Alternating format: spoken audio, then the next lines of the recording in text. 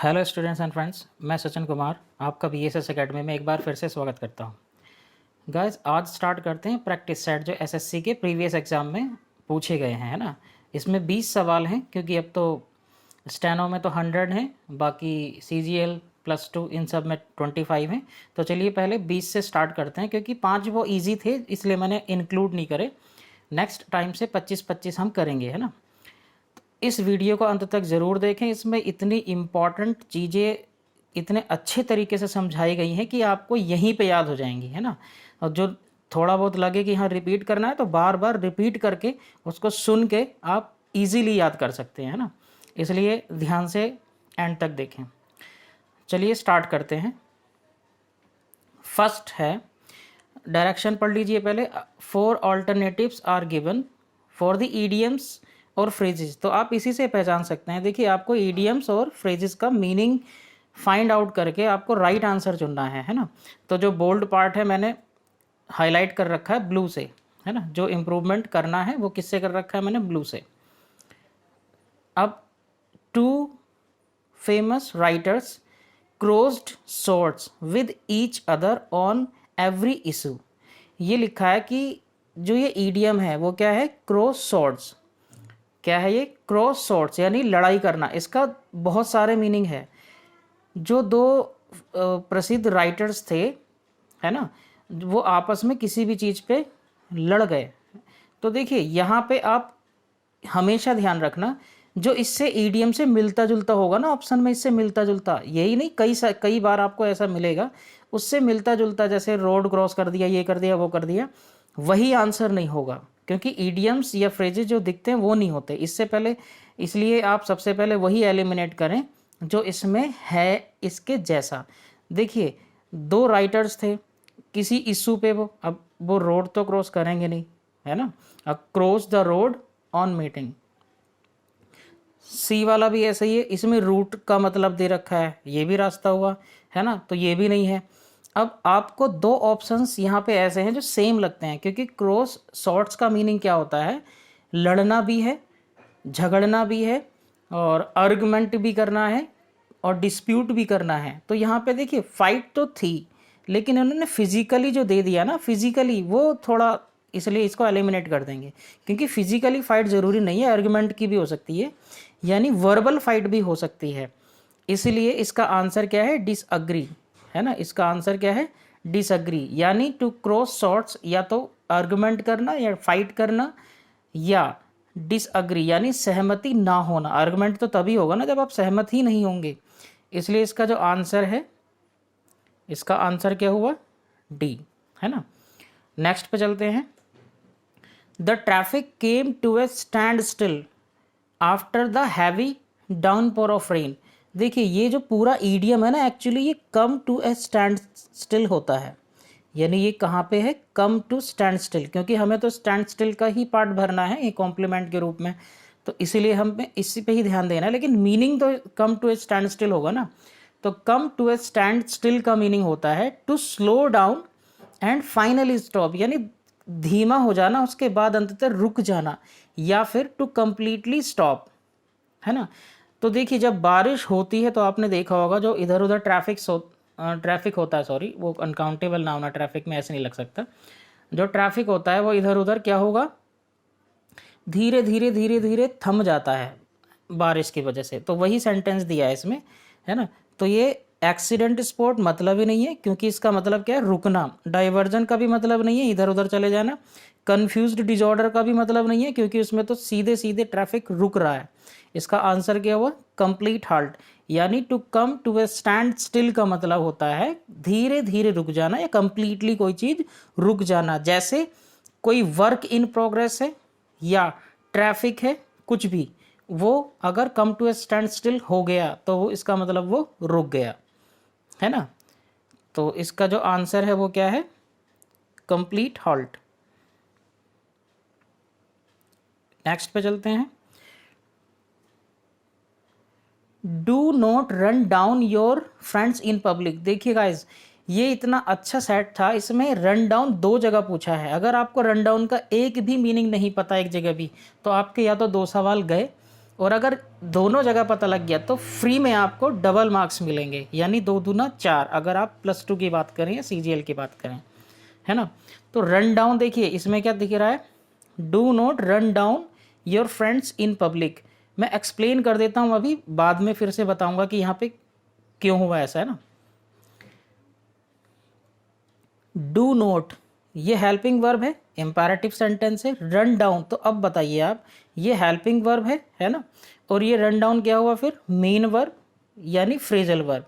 ये phrasal verb के रूप में यूज हुआ है, फ्रेजल वर्ब के रूप में। जब ये फ्रेजल वर्ब के रूप में यूज होगा टू रन डाउन, तो इसके जो मीनिंग होंगे वो देख लीजिए। फर्स्ट मीनिंग वर्ब के रूप में, फ्रेजल वर्ब के रूप में होगा टू क्रिटिसाइज स्ट्रांगली, तो आंसर तो आपको पता लग गया होगा, है ना। टू क्रिटिसाइज स्ट्रांगली, किसी को बहुत ही ज़्यादा आलोचना करना, उसकी किसी को क्रिटिसाइज करना। दूसरा meaning to run down an amount या साइज या नंबर या रिसोर्सेस ऑफ समथिंग। इसका मतलब या तो किसी व्यक्ति के लिए अगर यूज़ हुआ ये, देखिए यहाँ पे क्या दे रखा है इन्होंने, फ्रेंड्स। अगर व्यक्ति के लिए यूज़ हुआ ये तो इसको क्रिटिसाइज करेगा, लेकिन अगर यहाँ पे अमाउंट है, साइज है, कुछ भी चीज़ थी, अगर कोई चीज़ होती तो उसको वो कम कर देता, रिड्यूस कर देता, है ना। तो रन डाउन के कितने मीनिंग हो गए जहाँ यहाँ पे 2। रन डाउन का मतलब अगर व्यक्ति के लिए रन डाउन यूज़ होगा तो क्रिटिसाइज कर दिया, चीज़ के लिए यूज़ होगा तो उसको कम कर दिया, है ना। एक और मीनिंग भी है इसका, अगर ये व्हीकल के या ड्राइवर के लिए यूज़ होगा, कहते नहीं कि रन डाउन कर दिया उसने उसको, एक कुचलने के सेंस में, टक्कर मार के भाग जाते हैं ना, हिट एंड रन जैसा। तो ये अगर कोई व्हीकल है या कोई ड्राइवर है किसी को इंज्यूर करके चला जाए, किसी व्यक्ति को हानि पहुंचा के, उस चोट पहुंचा के चला जाए, तब भी क्या यूज़ करेंगे हम, रन डाउन। लास्ट मीनिंग एक वर्ब के रूप में, फ्रेजल वर्ब के रूप में क्या हो सकता है इसका, टू लूज पावर और वर्क स्लोली। लेकिन ये किसके लिए, मशीन के लिए।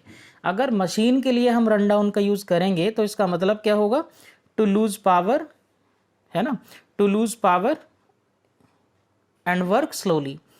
धीरे धीरे होता है ना, मशीन पुरानी हो जाती है, काम करना बंद कर देती, बाइक्स वगैरह, उसके लिए हम यूज़ कर सकते हैं, मशीन होनी चाहिए लेकिन। क्लियर है। अब आप देख सकते हैं यहाँ पे रन डाउन के बाद में क्या दे रखा है, ये इंसान है, योर फ्रेंड्स है।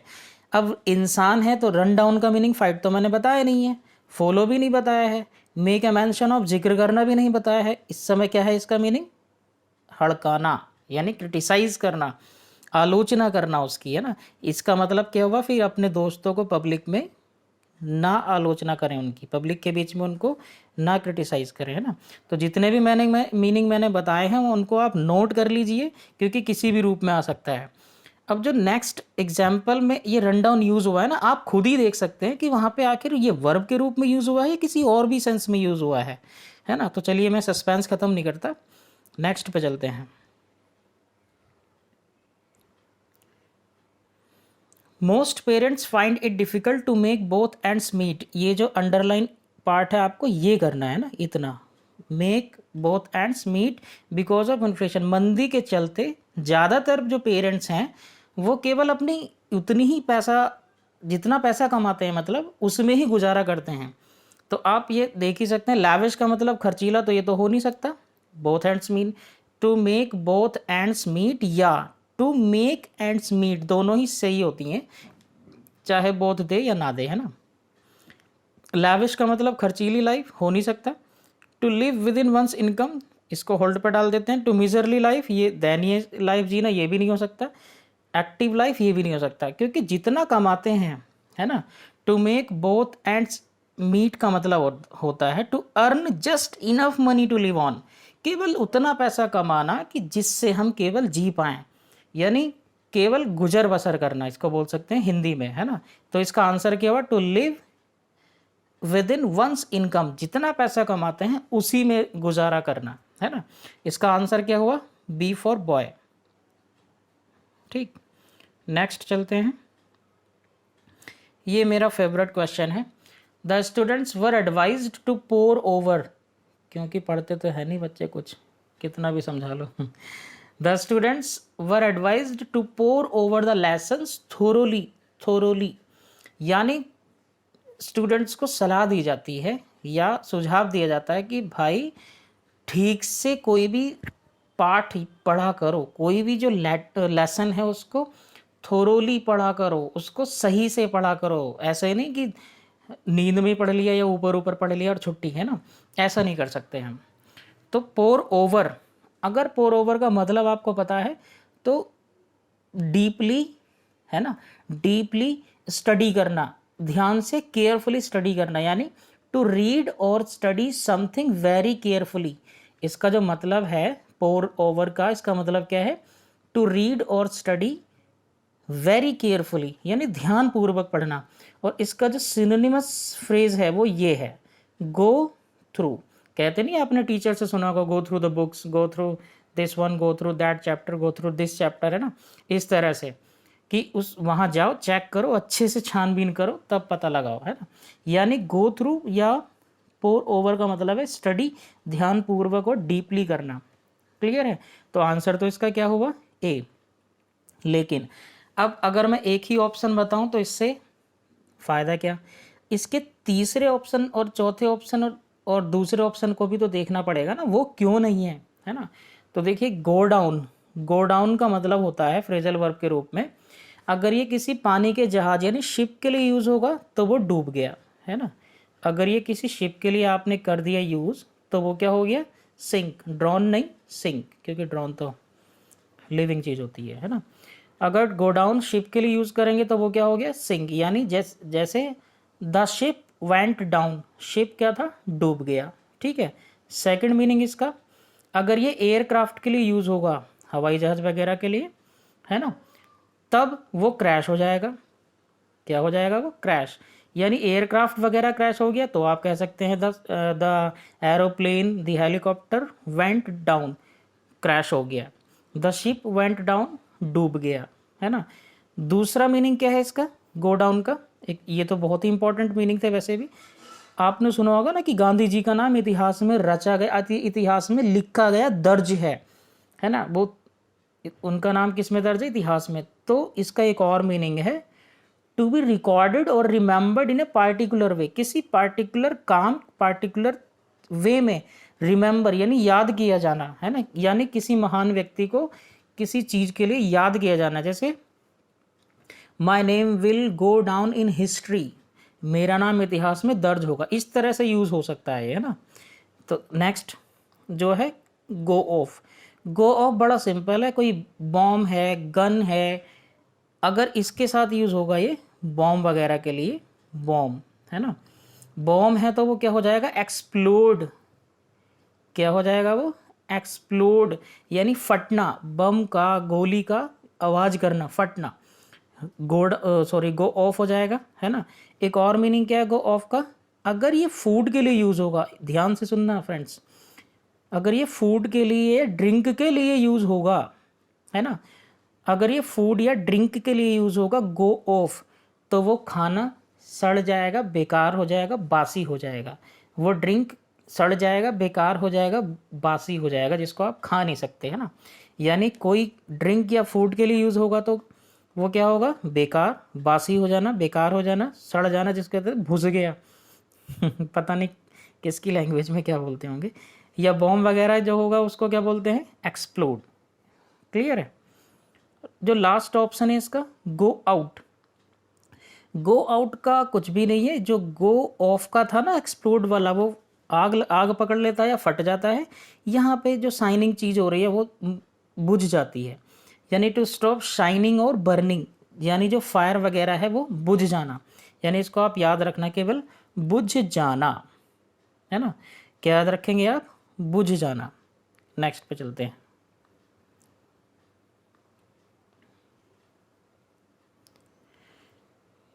यहाँ दे रखा है a part of sentence is underlined below are the given alternative to underline part A B C which में इम्प्रूव द सेंटेंस। यानी आपको क्या करना है, इम्प्रूव द सेंटेंस। अब देखिए 6 क्वेश्चन को, यहाँ भी रन डाउन आ गया, अभी ऊपर वाले क्वेश्चन में था ना रन डाउन, यहाँ भी रन डाउन आ गया। अब आप देख सकते हैं या आप कोशिश कीजिए बताने की आखिर यहाँ पे है क्या। द वर्कर्स सब्जेक्ट ये रहा, लुक्ड मेन वर्ब ये रहा, तो ये क्या हुआ। अब आप कहेंगे वर्ब के बाद आने वाला या तो नाउन होगा या एडवर्ब होगा, लेकिन नहीं, ये ना नाउन है क्योंकि हाइफन लगा होता है ना कंपाउंड नाउन में। ये लुक्ड है ना, वर्ब के बाद आने वाली कोई भी चीज़, वैसे तो क्या आना चाहिए था, एडवर्ब, लेकिन आपको अगर याद हो या अगर आपने पढ़ा है तो कुछ ऐसे वर्ब होते हैं जिनके बाद एडवर्ब नहीं आ सकता, है ना, लिंकिंग वर्ब्स कहलाते हैं वो, लिंकिंग वर्ब्स कहलाते हैं ये। लुक, सीम, बी, बिकम, रिमेन, स्टे, है ना, ये सब क्या होते हैं, लिंकिंग वर्ब्स होते हैं। इनके बाद एडजेक्टिव आता है, एडवर्ब नहीं आता, है ना गाइस। इनके बाद क्या आएगा, एडजेक्टिव, यानी रन डाउन इसलिए किस रूप में यूज हुआ है इस समय, एडजेक्टिव के रूप में। जब ये रन डाउन एडजेक्टिव के रूप में यूज होगा तो इसका मतलब, एडजेक्टिव के रूप में इसका मतलब होता है रन डाउन का, टायर्ड और स्लाइटली इल, यानी थका हुआ या थोड़ा बीमार होना, है ना। और अगर किसी बिल्डिंग के लिए यूज होगा, ये तो इंसान के लिए यूज था, है ना, द वर्कर्स, है ना, वर्कर्स, द वर्कर्स हैं, वो कैसे लग रहे हैं, थके हुए, एग्जॉस्टेड लग रहे हैं वो, है ना, यानी आंसर भी पता लग गया होगा आपको। अगर बिल्डिंग वगैरह होगी तो बिल्डिंग ऐसी होगी जो एकदम गिरने की कगार पे है, एकदम क्या बोलते हैं उसको, खंडहर टाइप, है ना, ऐसी बिल्डिंग होगी। यानी इंसान के लिए यूज़ है तो क्या है मतलब इसका, एग्जॉस्टेड, रिलैक्स नहीं, हैप्पी नहीं, नो इम्प्रूवमेंट भी खत्म, है ना। चलिए नेक्स्ट पे चलते हैं। ये तो सिंपल ही है, the relatives comforted the old man whose wife had died. देखिए पहले तो आपको ये भी पता होना चाहिए कि ये गलत भी है या नहीं है, वरना नो इम्प्रूवमेंट हो जाएगा। तो किसी की वाइफ मरी है तो उसको आप आराम देंगे, आरामदेह दायरे में रखेंगे, आराम देंगे, बिल्कुल भी नहीं, यानी नो इम्प्रूवमेंट तो ख़त्म। अब उसके साथ सहानुभूति रख सकते हैं, एग्री हैं, लेकिन अगर मरने वगैरह पे किसी को सांत्वना दी जाती है ना, तो कंसोल शब्द ज़्यादा सुटेबल होता है, इसलिए कंसोल यहाँ पे आएगा। ये सिंपैथी से बेहतर ऑप्शन होता है ना, जो दुखदाई स्थिति में किसी को ढांढस बांधता है ना। पिटीट का मतलब किसी दयनीय स्थिति पे या किसी पर दया करना, तो दया का तो मतलब ही नहीं है यहाँ पे, तो आप उसकी हिम्मत बांधने जा रहे हैं दुख में, दर्द में, है ना। नेक्स्ट, ये भी सिंपल ही है, they obtained the top secret information by wrong means. देखिए यहाँ पे रॉन्ग मीन्स हटा के हम फ्रॉडलेंट का यूज़ कर सकते थे, इसलिए ये तो है नहीं। मीन्स दे रखा है तरीके, मेथड से, है ना, गलत तरीके से या मेथड से, तो क्लेवर का मतलब नहीं है, फ्रॉडलेंट का मतलब नहीं है, बैड का मतलब नहीं है, नो इम्प्रूवमेंट। यहाँ पे आंसर क्या है, नो इम्प्रूवमेंट, क्योंकि गलत तरीका ही एक फ्रॉडलेंट वे होता है ना। नेक्स्ट, ये भी मेरा एक फेवरेट क्वेश्चन है, इसमें जो वर्ब होती है ना, बच्चे उसमें वर्ब में बड़ी गड़बड़ कर देते हैं। His speech was broadcasted over the radio last Saturday. देखिए गाइस, ऑप्शन एलिमिनेट करने के लिए आप पहले तो ये देखिए समय कौन सा दे रखा है, सबसे बढ़िया तरीका, समय कौन सा दे रखा है, ये वॉज है ना, समय कौन सा दे रखा है, तो लास्ट के साथ समय दे रखा है, तो लास्ट के साथ जब भी समय आ जाए तो सेंटेंस या तो वॉज वर्ब में होना चाहिए, पास्ट इंडेफिनिट में होना चाहिए, यानी सेकंड फॉर्म में। इसका मतलब सेंटेंस इस समय तो सही दिख रहा है, लेकिन इसके इस वर्ब को भी तो देखना है ना, इस वर्ब को भी तो देखना है। तो गाइस ध्यान रखना, ये जो ब्रॉडकास्ट है, ब्रॉडकास्ट ये कास्ट से बना है, कास्ट फेंकना, फेंकना होता है ना, कास्ट का मतलब ये इससे कंफ्यूज मत हो जाना आप लोग, CASTE, ये जाति वाला है, ये जाति वाला है, जाति वाला है ना, ये जो है ये फेंकने वाला है, ये नाउन है और ये वाला वर्ब है। कास्ट जो ये वाला है फर्स्ट वाला, इसका मतलब होता है फेंकना, है ना। तो कास्ट के तीनों फॉर्म सेम होते हैं, कास्ट के तीनों फॉर्म क्या होते हैं, same, first form, second form, past participle या थर्ड फॉर्म, तीनों ही सेम होते हैं। इससे मिलके बनने वाले इसके सफिक्स के रूप, इसको मतलब सफिक्स के रूप में लेके जितने शब्द बनते हैं उनका भी तीनों फॉर्म कैसा रहना चाहिए, सेम रहना चाहिए, है ना। तो जैसे ब्रॉड में हमने क्या जोड़ दिया, कास्ट, क्योंकि ये इसका ईडी तो लगा नहीं है कहीं भी, तो इससे बनने वाले वर्ब में भी कोई ईडी वगैरह नहीं लगता, कोई थर्ड फॉर्म अलग नहीं है, इरेगुलर नहीं है ना, रेगुलर है, ठीक है। तो broadcast, broadcast, broadcast, telecast, telecast, telecast, live cast, live cast, live cast, जहाँ भी आपको दो चार और शब्द मिले उनको first form, second form, third form याद करने की ज़रूरत नहीं है, सेम ही है ना। तो अब चेक करेंगे पहले ये क्यों गलत था, क्योंकि ईडी लगा हुआ है, तो नो इम्प्रूवमेंट खत्म, है ना। अब यहाँ पे हैज़ तो आ नहीं सकता क्योंकि लास्ट है, तो ये भी ख़त्म। लास्ट के साथ समय दे रखा है ना, तो पास्ट में यूज़ होगा, ये भी ख़त्म। अब लास्ट के साथ अगर समय है तो पास्ट परफेक्ट में भी यूज़ नहीं करते। आंसर क्या बच गया? ए। यानी आंसर क्या है इसका? ए। नेक्स्ट पे चलते हैं। ये नाउन की एरर है, बहुत ही सिंपल एरर है। Both the mother in laws welcomed the newly weds with garlands of flowers, है ना। ये कंपाउंड नाउन है। कैसा नाउन है? Compound noun. इसको आप देख सकते हैं कि लॉ में ऐसे नहीं लगता इसमें, है ना। मैं एक हिंट दे रहा हूँ, ऐसे भी ऐसे नाउन्स जिनके अंदर प्रीपोजिशन हो ना, तो उनके फर्स्ट वाले का प्लूरल बनता है। ये हिंट है काफ़ी हद तक, 90% आपका सही हो जाएगा। अगर प्रीपोजिशन है बीच में, ऑफ है, ऑन है, इन है, जैसे यहाँ पे इन है ना, इन है, उसके जो पहले वाला शब्द होगा यहाँ वाला नहीं, यहाँ वाला, अगर प्रीपोजिशन है कोई, उसके पहले वाले शब्द का प्लूरल बनता है। अब इसका मतलब ये जो है, ये प्रीपोजिशन के तो बाद वाले में लगा रखा है, वैसे गलत हो गया, ये गलत, नो इम्प्रूवमेंट, ख़त्म। फर्स्ट वाले ऑप्शन में तो लॉज में लगा रखा है, तो यहीं देख के आप ख़त्म कर सकते हैं। बचे दो। बोथ है ना, बोथ है तो प्लूरल ही आना चाहिए, तो ये भी ख़त्म। तो आंसर क्या हुआ? मदर्स इन लॉ, है ना। ऐसे ही brothers in law, father in law, brother in law, sister in law, सभी में फर्स्ट वाले शब्द का आप बना देना, है ना। इसीलिए तो बाय के साथ क्या होता है? पासर बाय वगैरह होता है ना, पासर बाय वगैरह, इसीलिए तो पासर में ऐसा लगता है ना। खैर बहुत सारे हैं, नाउन में मैं और क्लियर कर दूंगा। नेक्स्ट सेक्शन पे चलते हैं। डायरेक्शन क्या है? Out of 4 alternative choose the one which can be substituted for given words.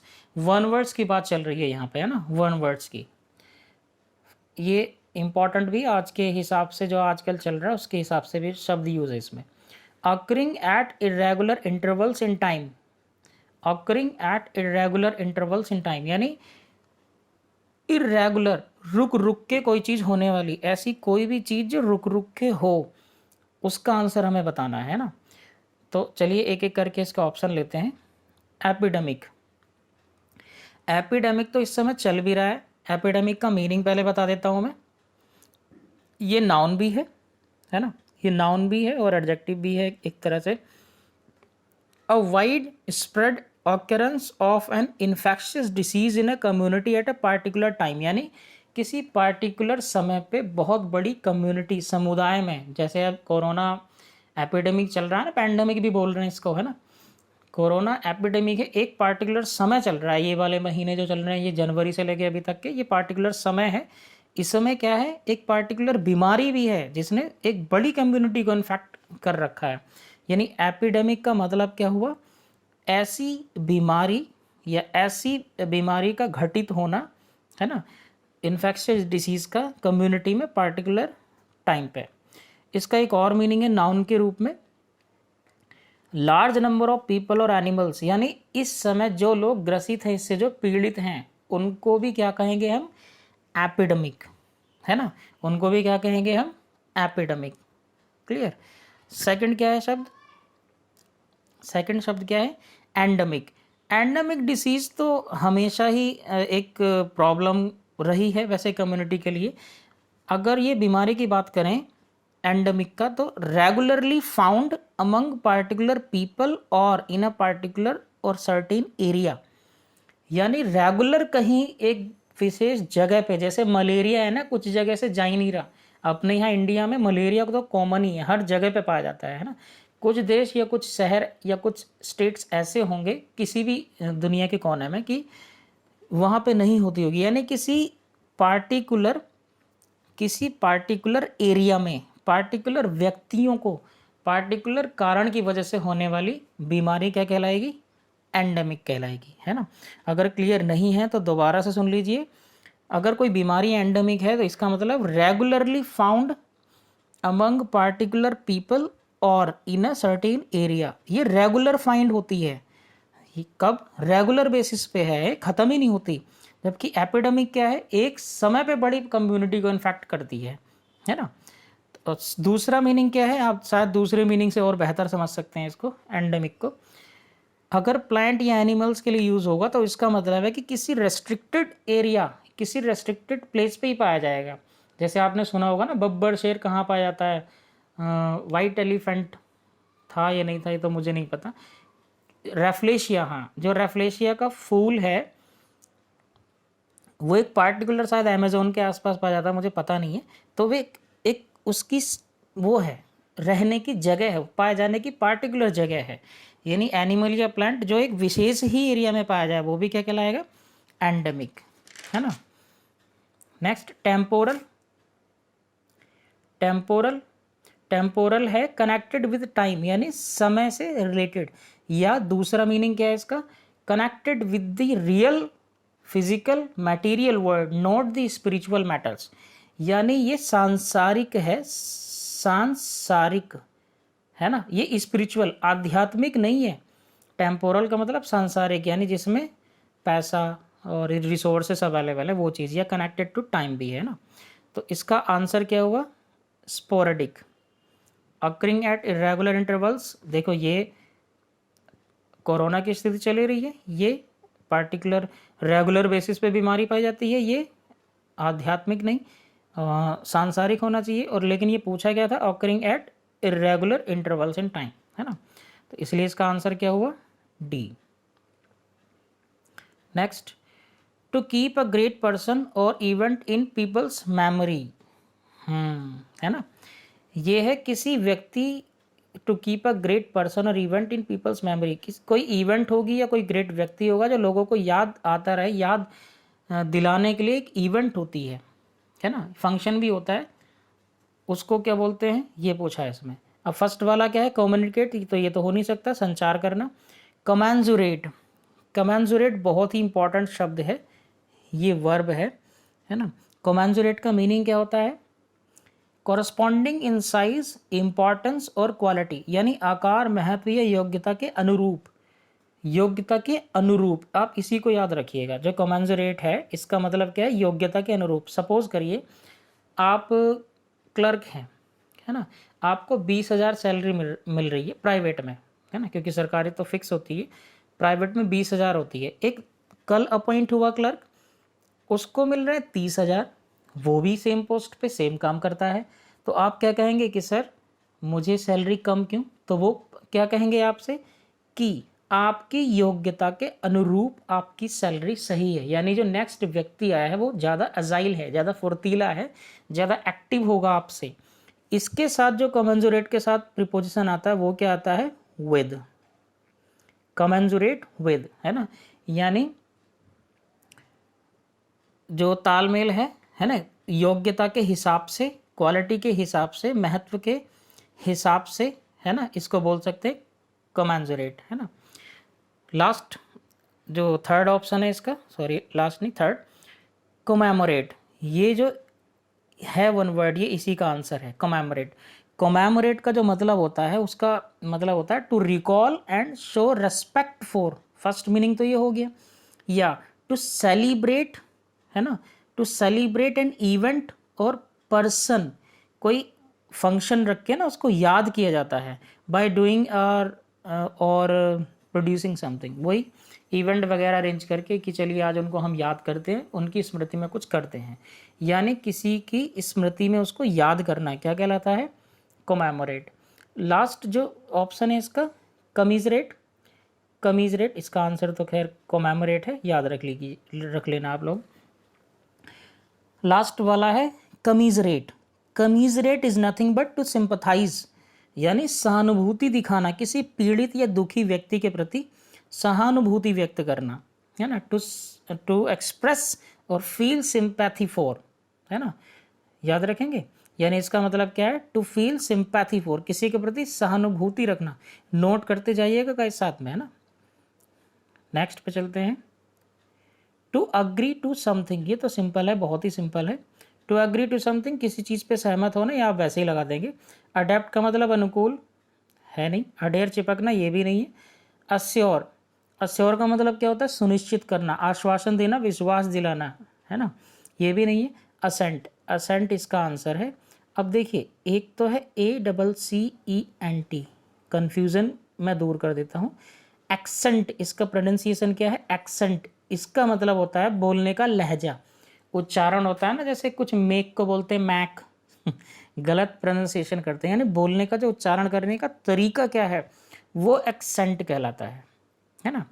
और दूसरा होता है ASCENT, ये है चढ़ाई। ASCENT, ये क्या है? चढ़ाई। तो ये अलग शब्द है, ये अलग शब्द है, लेकिन ये जो ASSENT, ये किससे संबंधित है? सहमत होने से, है ना। किससे संबंधित है? ये सहमत होने से। तो इसका आंसर क्या है गाइस? असेंट। ठीक है, नेक्स्ट पे चलते हैं। अ लवर ऑफ बुक्स, बहुत ही आसान है। बुक्स एक रूट है बिब्लियो या बिब्लियोन, है ना। बिब्लियो, बिब्लियो जहाँ पे लगा होगा उसका मतलब वो बुक से रिलेटेड शब्द होगा, है ना। यानी सारे के सारे जितने भी ऑप्शन है, सारे के सारे ये किताबों से रिलेटेड हैं, केवल डी को छोड़ के, है ना, क्योंकि इसमें बिब्लियो नहीं है, बाइलिंगुअलिस्ट है। बिब्लियो प्लस मैनिया, मैनिया का मतलब होता है पागलपन, और इसमें सी लगा दिया जाए। देखिए, जैसे मैनिया क्या होता है? पागलपन, ये एक प्रोसेस है। मैनिया, मैनिया एक सफिक्स है ना, जो रूट वर्ड है, सफिक्स का काम करता है मोस्टली। इसका मतलब क्या है? पागलपन। ये प्रोसेस है ना, प्रोसेस को बताएगा पागलपन, यानी एक्टिविटी क्या है। लेकिन अगर कोई व्यक्ति होगा, पर्सन, है ना, उसको बताने के लिए मैनिया से, उसमें सिंपली क्या कर देना? सी लगा देना है। जैसे यहाँ पे लगा हुआ बिब्लियो मैनियक, यानी जो बुक्स के लिए पागल व्यक्ति हो, वो है इसका मतलब, है ना, बुक्स वगैरह के लिए पागल व्यक्ति। बिब्लियोफाइल, फाइल का मतलब क्या है? लव, है ना, लव, फाइल या लवर भी होता है, फाइल दोनों में काम करता है, व्यक्ति के लिए भी और प्रोसेस के लिए भी। यानी जो किताबों से प्यार करता है, उसका आंसर क्या हुआ फिर? बी। यानी इसका जो आंसर है वो तो हुआ बी फॉर बॉय। बिब्लियोग्राफर, ये बुक्स वगैरह लिखने वाला। ग्रेफीन, ग्रेफीन, ग्रेफीन, आपने हाई स्कूल वगैरह में ग्राफ बनाए होंगे, तो उस पर क्या करते हैं? आप लिखते हैं, हमेशा कुछ ड्रॉ करते हैं। ग्रेफीन का मतलब होता है, एक रूट वर्ड है ग्रेफीन, इसका मतलब होता है टू राइट। जैसे बायोग्राफी में बायो लाइफ प्लस ग्राफी, लिखना, यानी जीवन के बारे में लिखना। ऑटोबायोग्राफी आत्मकथा, बायोग्राफी जीवनी, है ना। तो ये अलग से रूट में दूंगा वोकैबलरी में। खैर, इसका लास्ट शब्द है बायलिंग्वलिस्ट। बाय का मतलब दो, लिंग्वा का मतलब लैंग्वेज, भाषा, और IST बोलने वाला, यानी ऐसा व्यक्ति जो फ्लुएंट है बोलने में दो भाषाएं, उसको हम क्या बोलेंगे? बायलिंग्वलिस्ट। इसका जो सिनोनिम होता है वो होता है पॉलीग्लॉट या फिर लिंग्विस्ट, है ना।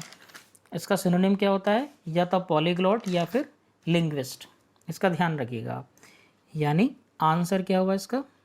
बिब्लियोफाइल, है ना। नेक्स्ट पे चलते हैं।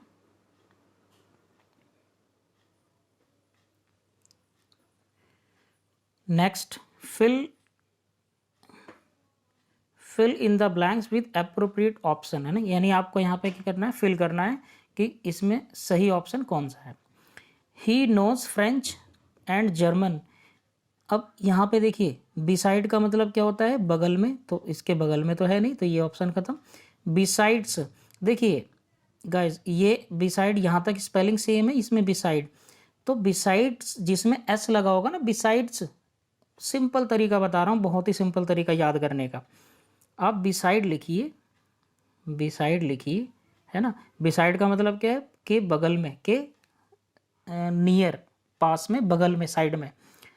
जैसे ही इसमें एस लगा दिया तो इसका मीनिंग क्या होगा? अतिरिक्त। तो जिसमें एस अतिरिक्त है उसका मीनिंग भी अतिरिक्त है ना। ये आप याद रखिएगा। असाइड, असाइड का मतलब क्या होता है? जैसे सपोज करिए यहाँ पे ये कुछ है, मेज है, सपोज करिए आप यहाँ पे हैं, है ना। आपसे कहा कि इसको साइड कर दो, आपने क्या किया? खिसका के इसको साइड कर दिया, खिसका के साइड। यानी इस तरह वाला जो साइड है ना, एकदम बगल में नहीं, इधर भी कर सकते हैं आप तो साइड, अगर यहाँ खड़े होंगे इधर भी कर सकते हैं अगर यहाँ खड़े होंगे ना। यानी किसी भी चीज़ को किनारे कर देना, वो क्या है? असाइड। अब एक्सेप्ट, एक्सेप्ट का मतलब है के अलावा, एक्सक्लूडिंग, एक्सक्लूडिंग। तो अब जरा ऑप्शन पे गौर करते हैं। बिसाइड का मतलब बगल में, ये तो है नहीं। असाइड यानी खिसका के साइड में कर देना है, साइड वगैरह का, ये भी नहीं है। एक्सेप्ट, एक्सक्लूडिंग, रशियन के अलावा, है ना, यानी रशियन तो वो जानता ही नहीं है, फिर उसका जिक्र करने की क्या ज़रूरत है। यानी रशियन लैंग्वेज के अतिरिक्त वह जानता है क्या, फ्रेंच और जर्मन लैंग्वेजेस, है ना गाइस। यानी इसका आंसर क्या हुआ, बिसाइड्स। नेक्स्ट पे चलते हैं। Meditation is blank way to calm your nerves. ये बड़ा सिंपल और बड़ा लॉजिकल है, डिग्री का सवाल है ये, एडजेक्टिव्स का। इसमें आपको ऐसा लगेगा कि डी के अलावा कोई भी हो सकता है ना। अगर आपको नॉलेज नहीं है तो दिक्कत में आ सकते हैं इस सवाल को लेके। एन बेस्ट तो पॉसिबल ही नहीं है, क्योंकि ये बा का साउंड है तो एन का तो मतलब ही नहीं है ना, क्योंकि ए बेस्ट होता। अब देखिए बेस्ट है सब जगह, इसका मतलब क्या है, सुपरलेटिव डिग्री। सुपरलेटिव डिग्री हमेशा आर्टिकल दा के साथ आती है, तो ये भी ख़त्म हो गया, है ना। अब आपके पास एक ये ख़त्म, एक ये ख़त्म, दो ऑप्शन और बचे हैं, द बेस्ट वे और one of the best way. देखिए मैंने कहा आपको लास्ट वीडियोज़ में 2-3 एरर बता रखे हैं कि ऑफ के बाद जो नाउन आने वाला है वो कैसा होना चाहिए, प्लूरल। आंसर तो ये भी हो सकता था, ऑफ के बाद जो आने वाला नाउन है वो कैसा होना चाहिए, प्लूरल, जबकि इसमें ऐसा नहीं है, ये सिंगुलर है और ये वन ऑफ का स्ट्रक्चर दे रखा है। वन ऑफ के बाद हमेशा आने वाला नाउन प्लूरल ही होगा, सिंगुलर नहीं हो सकता, है ना। यानी ये इसलिए गलत। तो आंसर क्या हुआ, द बेस्ट। देखिए दोनों कंडीशंस पूरी, वे सिंगुलर रह गया और बेस्ट सुपरलेटिव डिग्री है, उसके पहले आर्टिकल द भी लगा हुआ है, यानी इसका आंसर क्या है, सी। नेक्स्ट पे चलते हैं। ये बड़ा बढ़िया सवाल है, बहुत ही इंपॉर्टेंट सवाल है। The prime minister of England called फिर ब्लैंक द प्रेसिडेंट। देखिए बहुत ही इंपॉर्टेंट है, क्लास में भी मैं इसको बड़ा सिंपल तरीके से बताता हूँ। कॉल के बाद जो यहाँ पे व्यक्ति है या कोई जगह का नाम है, ये चेक करना पड़ेगा बस हमें, है ना। तो देखिए गाइस, कॉल ऑन होता है, कॉल ऑन होता है ना, और कॉल एट होता है, सही है। देखिए यहाँ पे एट भी दे रखा है ना, ऑन भी दे रखा है, या तो ये आंसर या ये आंसर हो सकता है, आपको लगे ए या बी में से भी, लेकिन मैं एक्सप्लेन कर दूंगा अभी। कॉल के साथ ऑन, इसका भी मतलब किस जगह पे, सॉरी किसी, अभी तो मैं बताऊंगा नहीं, मिलना है। कॉल एट का मतलब भी मिलना, लेकिन क्या किससे कैसे मिलना है ना। कॉल के साथ अगर ऑन होगा ये तब यूज़ होगा जब यहाँ पे कोई व्यक्ति हो, पर्सन हो। अगर यहाँ पर्सन है तो कॉल के साथ ऑन लगा हुआ होगा, उसका मतलब क्या है, मिलना, किसी व्यक्ति से मिलना। तो आप प्रेसिडेंट को पे देख के पहचान ही सकते हैं, प्रेसिडेंट एक जगह का नाम तो है नहीं, किसका नाम है, व्यक्ति का, है ना। यानी आंसर क्या हुआ इसका, on. The prime minister of England called on the president. जो प्राइम मिनिस्टर हैं इंग्लैंड के वो किससे मिले, राष्ट्रपति से। अब कॉल के साथ एट कब आएगा, जब यहाँ पे कोई जगह होगा, कोई प्लेस। जैसे I called at his house, मैं कहाँ मिला, उसके घर पे। I called him, sorry I called on him, मैं उससे मिला, है ना। तो गाइस इसको याद करने का मैं बड़ा सिंपल तरीका बता देता हूँ। कॉल के साथ ऑन है ना, तो यहाँ पे क्या होगा, पर्सन। कितना अच्छा मैच होगा देखिए आप, अभी पर्सन है ना, तो देखिए कॉल के साथ ऑन है, किसी पर्सन से मिलना, तो पर्सन में भी क्या है लास्ट में, ओ एन। पर्सन में क्या है, ऑन, तो कॉल के साथ ऑन। बचा दूसरा, आपको याद करने की ज़रूरत ही नहीं है। अगर करना भी है तो ऐट छोटे प्लेस के पहले लगता है, व्यक्ति के लिए लगता ही नहीं है, तो आप कॉल ऐट को भी याद कर सकते हैं अलग से, है ना। यानी पर्सन में क्या है, ऑन, तो कॉल के साथ भी ऑन। अगर व्यक्ति से मिलना है तो कॉल के साथ ऑन ही आएगा, ऐट नहीं आ सकता। यानी ये खत्म। अब इसका जो फर्स्ट ऑप्शन है, इन, कॉल के साथ अगर इन होगा तो क्या मीनिंग होगा, है ना। तो कॉल के साथ इनके बहुत सारे मीनिंग है। पहला meaning, to telephone somewhere specially the place where you work, यानी जहां आप काम करते हैं स्पेशली वहां फ़ोन करना और उनको ये बताना कि आप क्या कर रहे हैं, आज आएंगे नहीं आएंगे, बिजी हैं या कोई प्रॉब्लम है। यानी कहीं जहां आप काम करते हैं ऑफिस वगैरह में, वहां पे फ़ोन करके कुछ बताना, फर्स्ट मीनिंग हो गया, है ना। Second meaning, to telephone a radio और TV show to give your opinion, to ask a question, है ना। देखिए किसी टेलीविज़न शो पे कुछ होता है ना, जैसे कौन बनेगा करोड़पति पे वो पूछते हैं कि आप अपने किसी जानने वाले से पूछ सकते हैं, तो ऐसे शो में क्वेश्चन पूछना या फ़ोन करके, या अपनी राय देना कि हम ये चाहते हैं या ये हमारा क्वेश्चन है, वो प्रोसेस भी क्या कहलाएगा? कॉल इन।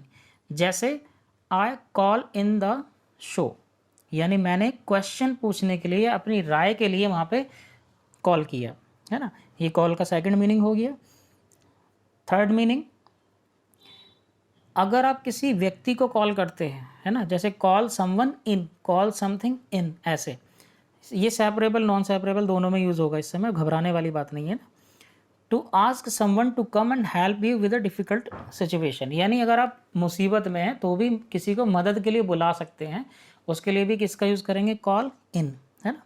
तो गाइस ये तो फ्रेजल वर्ब के रूप में मीनिंग थे इसके। यानी पहला मीनिंग क्या था? जहाँ आप काम करते हैं, स्पेशली ऐसी जगह पे फ़ोन करके बताना कि आपको कोई परेशानी है, जो भी प्रॉब्लम है, जो भी कोई है कुछ चीज़, यानी जहाँ काम करते हैं वहाँ फ़ोन करके बताना। दूसरा मीनिंग, किसी शो वगैरह में सवाल पूछने के लिए फ़ोन करना या अपनी राय देने के लिए फ़ोन करना। तीसरा मीनिंग, किसी को मदद के लिए पुकारना, है ना। अब ये तो था इसका फ्रेजल वर्ब के रूप में यूज़, लेकिन गाइस इसको एक चीज़ और होती है, हाइफन लगा देना इसमें, कॉल इन। हाइफन अगर लगा दिया तो ये क्या बन गया? नाउन। हाइफन अगर लगा दिया तो ये क्या बना? नाउन। और जैसे ही नाउन बनेगा तो कुछ भी नहीं है, जो ऊपर मीनिंग था उसमें से एक अर्थ है इसका। अभी आपको बताया ना, किसी शो में कॉल करना, क्वेश्चन पूछना, जो शो ऐसा चल रहा होगा जिसमें आप अपनी राय रख सकते हैं या क्वेश्चन पूछ सकते हैं, उस शो को, उस शो के नाम को क्या बोल सकते हैं? कॉल इन, है ना। यानी आप क्या कह सकते हैं? Call in. इसका सिनोनिम क्या? फोन इन, है ना। जैसे कौन बनेगा करोड़पति को आप क्या कह सकते हैं? Call in show. क्लियर है गाइज? तो इसका जो आंसर है वो क्या हुआ? कॉल ऑन, क्योंकि व्यक्ति से मिलने की बात चल रही है ना। चलिए बस लास्ट पे चलते हैं, फाइंड एरर्स, है ना। फाइंड एरर्स, फर्स्ट वाला है, everybody in the office has left early haven't they. तो इसमें कुछ बच्चे आंसर लगा देंगे ये वाला, लेकिन ऐसा है नहीं। देखिए एवरीबडी हमेशा सिंगुलर होता है, एवरी या ईच जहाँ लग गया हमेशा सिंगुलर ही वर्ब आना चाहिए। तो पहले तो क्या है? हैज़ सिंगुलर है, ठीक है। लेकिन यहाँ पे आप कहेंगे कि सर एवरीबडी के लिए हमने दे कैसे यूज़ करते हैं, तो ध्यान रखिएगा guys, everybody, somebody, anybody, nobody, है ना, इन सब के बाद, इन सभी के बाद वैसे तो सिंगुलर ही आता है वर्ब, लेकिन क्वेश्चन टैग में प्रोनाउन क्योंकि दे का यूज़ करते हैं, ही या शी का यूज़ नहीं करते। ध्यान से सुन लेना गाइस, एवरीबडी वगैरह के लिए हम क्वेश्चन टैग में दे का यूज़ करते हैं, है ना। इसीलिए दे के हिसाब से फिर हेल्पिंग वर्ब भी प्लूरल आएगा, दे के हिसाब से हेल्पिंग वर्ब भी प्लूरल आएगा। दूसरी चीज़, अगर ये स्टेटमेंट पॉजिटिव है तो क्वेश्चन टैग नेगेटिव होना चाहिए, तो यानी दोनों ही सूरत में हमारा सही है। एवरीबडी के लिए प्रोनाउन दे, और इसके लिए क्या है? हैवंट। हैजंट नहीं लगा सकते आप, क्योंकि दे है ना, आप ही, यहाँ पे आप ही वगैरह भी यूज़ नहीं कर सकते, जिस बुक में ऐसा दिया है वो गलत है ना।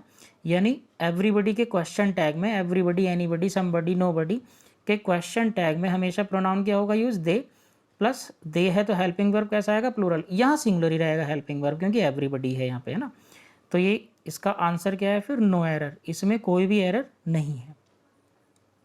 19 नंबर की एरर पर चलते हैं। The teacher told that the students should have gone to the library instead of having wasted their time. देखिए यहाँ पे टोल्ड को ज़रा ध्यान से देखिए। अगर आपको इनडायरेक्ट की जानकारी है, ये से, टेल और स्पीक में अंतर पता है वर्ब में, तो से के साथ अगर टू होगा या प्रीपोजिशन टू से ही हम किसी व्यक्ति को जोड़ सकते हैं। ही सेड टू मी, है ना, ही सेड मी नहीं कह सकते, ही सेज मी नहीं कह सकते, है ना, ऐसा नहीं कह सकते। लेकिन हाँ, से को हम सिंगल यूज़ कर सकते हैं विदाउट एनी ऑब्जेक्ट, तो ये तो सही हो जाता से।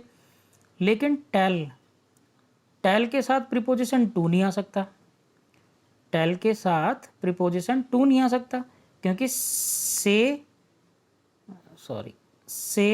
टू, SAY है ये ना, से टू का इनडायरेक्ट में बदला हुआ फॉर्म क्या रहता है? टेल। लेकिन इसकी एक शर्त होती है गाइज, टेल जब यूज़ करेंगे तो ये ऑब्जेक्ट ज़रूर लेगा, किसी से बताएंगे, है ना, यानी जिससे हम कोई चीज़ बताएंगे उसको ज़रूर लेगा। तो ऐसा तो इसमें है नहीं। कहाँ है इसमें ऐसा? जो ये वाला है इसमें ऐसा नहीं है, टोल्ड है ना। अब टोल्ड के बाद सीधे दैट क्लोज कैसे जाएगा? तो इसका मतलब टोल्ड में कमी है। इसका आंसर क्या है? ए। यहाँ या तो आप सेट दैट कीजिए, सेट दैट, है ना, या फिर आप सजेस्टेड दैट भी कर सकते हैं, क्योंकि शुड है ना, अगर ऑप्शन में दोनों ही इम्प्रूवमेंट में सपोज करिए आ जाता है तो आप सजेस्टेड को प्रीफर करते, शुड है आगे, है ना, कोई दिक्कत नहीं है इसमें। यानी इसका जो एरर है वो किस में है, ए पार्ट में, टोल्ड हटा दिया जाएगा, सेड आएगा या फिर सजेस्टेड आएगा। Last error, he is one of the tallest, तो ये तो आप कर ही लेंगे ना, इतनी देर से मैं बता रहा हूँ, ऊपर भी आया था मोस्ट वाले में, याद है ना, वन ऑफ के बाद आने वाला नाउन कैसा होगा, हमेशा प्लूरल। अब आपको ये भी पहचान करना आना चाहिए कि इसमें नाउन कौन सा है, ऑफ नाउन नहीं है, द नाउन नहीं है, टॉलेस्ट डिग्री है ये भी नहीं है, बॉय नाम है ना किसी का, यानी बॉय क्या है, नाउन, इसमें क्या लगेगा, एस, है ना। यानी इसका आंसर क्या है, बी फॉर बॉय। इसके बी पार्ट में एरर है, बॉय में क्या लगेगा, एस, बॉय में क्या लगा दीजिएगा गाइस, एस। क्लियर। तो अगर आपको थोड़ा कन्फ्यूज़न है कहीं भी, तो आप कमेंट बॉक्स में कमेंट करके पूछ सकते हैं। इसको रिपीट करके आप एक दो बार भी आपने रिपीट कर लिया ना ये वीडियो, तो आप वैसे ही ऑटोमेटिकली सब याद हो जाएगा, है ना। यहाँ तक अगर कोई प्रॉब्लम है तो आप पूछ सकते हैं। रजिस्टर मेंटेन ज़रूर करना बिल्कुल ना भूलें, है ना, और स्टे होम, स्टे सेफ।